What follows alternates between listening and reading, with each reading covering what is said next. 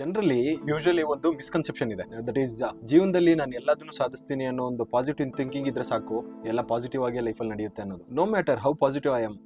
ಇವಾಗ ನಾನು ಒಬ್ರಿಗೆ ಹೋಗಿ ಕಿಡ್ನಿನ ಟ್ರಾನ್ಸ್ಪ್ಲಾಂಟ್ ಮಾಡಿ ಅವರು ಸೇಫ್ ಆಗಿ ಬದುಕುಳಿತಾರೆ ಅಂತ ಎಕ್ಸ್ಪೆಕ್ಟ್ ಮಾಡೋದಕ್ಕಾಗಲ್ಲ. ರಿಯಾಲಿಟಿ ಏನಂತ ಹೇಳಿದ್ರೆ, ನಮ್ಮ ಪಾಸಿಟಿವ್ ಥಿಂಕಿಂಗ್ ಏನಿದೆ ಅದು ನಮ್ಮ ಸಕ್ಸಸ್ನ ಗ್ಯಾರಂಟಿ ಮಾಡೋದಿಲ್ಲ. But positive thinking with positive efforts and positive actions ಇದೆಯಲ್ಲ, ಅದು ನಮ್ಮ ಸಕ್ಸಸ್ನ ಪ್ರೊಬಬಿಲಿಟೀಸ್ನ ಜಾಸ್ತಿ ಮಾಡುತ್ತೆ. ಪಾಸಿಟಿವ್ ಥಿಂಕಿಂಗ್ ಅನ್ನೋದೇನಿದೆಯಲ್ಲ, ಅದು ನಮ್ಮ ಪಾಸಿಟಿವ್ ಆಕ್ಷನ್ಸ್ಗಳಿಗೆ ಒಂದು ಸಪ್ಲಿಮೆಂಟ್ ಅಷ್ಟೇ, ಅದೇ ಎಲ್ಲ ಅಲ್ಲ. Let me give you an example for this also.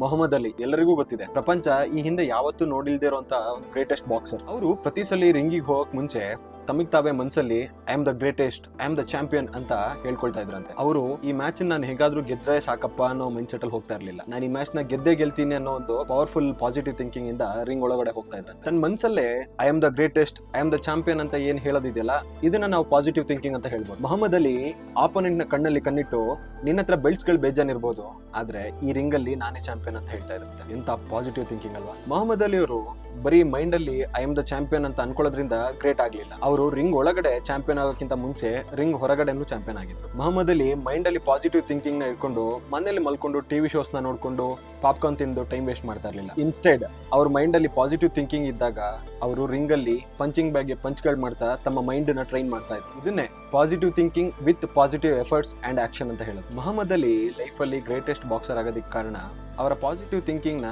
ಯಾವತ್ತು ಅವರ ಪಾಸಿಟಿವ್ ಆಕ್ಷನ್ಸ್ ಗಳು ಬ್ಯಾಕಪ್ ಮಾಡ್ತಾ ಇತ್ತು. ಆಗ್ಲೇ ಹೇಳಿರೋ ತರ ಪಾಸಿಟಿವ್ ಥಿಂಕಿಂಗ್ ಏನಿದೆಯಲ್ಲ, ಅದು ಜಸ್ಟ್ ಸಪ್ಲಿಮೆಂಟ್ ಅಷ್ಟೇ. ಲೈಕ್ ನೀವು ಜಿಮ್ಮಿಗೆ ಹೋದಾಗ ಪ್ರೋಟೀನ್ ತಗೊಳ್ತೀರಲ್ಲ, ಆ ತರ ಜಿಮ್ ಒಳಗಡೆ ನೀವು ಯಾವ ತರ ವೇಟ್ ಲಿಫ್ಟ್ ಮಾಡ್ತೀರಾ, ಯಾವ ತರ ಇಂಟೆನ್ಸ್ ಆಗಿ ವರ್ಕೌಟ್ ಮಾಡ್ತೀರಾ ಅನ್ನೋದ್ರ ಮೇಲೆ ನಿಮ್ಮ ಬಾಡಿ ಯಾವ ತರ ಚೇಂಜಸ್ ಆಗುತ್ತೆ ಅಂತ ಹೇಳ್ಬೋದು. ಇದನ್ನೇ ನಾವು ಪಾಸಿಟಿವ್ ಎಫರ್ಟ್ಸ್ ಅಂತ ಕರೆಯೋದು. ಸೊ ನಿಮ್ಮ ಗೋಲ್ ನ ನೀವು ತಲುಪಬೇಕು ಅಂತ ಹೇಳಿದ್ರೆ ಜಸ್ಟ್ ಪಾಸಿಟಿವ್ ಥಿಂಕಿಂಗ್ ಇದ್ರೆ ಸಾಲದಿಲ್ಲ, ಅದ್ರ ಪರವಾಗಿ ಪಾಸಿಟಿವ್ ಎಫರ್ಟ್ಸ್ ಕೂಡ ಹಾಕಬೇಕಾಗುತ್ತೆ. ಸೊ ಸ್ಟಿಲ್ ಏನ್ ಯೋಚನೆ ಮಾಡ್ತಾ ಇದ್ದೀರಾ, ಗೆಟ್ ಔಟ್ ಸೈಡ್ ಅಂಡ್ ನಿಮ್ಮ ಗೋಲ್ ಕಡೆಗೆ ಪಾಸಿಟಿವ್ ಎಫರ್ಟ್ಸ್ ನ ಸ್ಟಾರ್ಟ್ ಮಾಡ್ಬಿಡಿ. Because when you do that, sky is the only limit.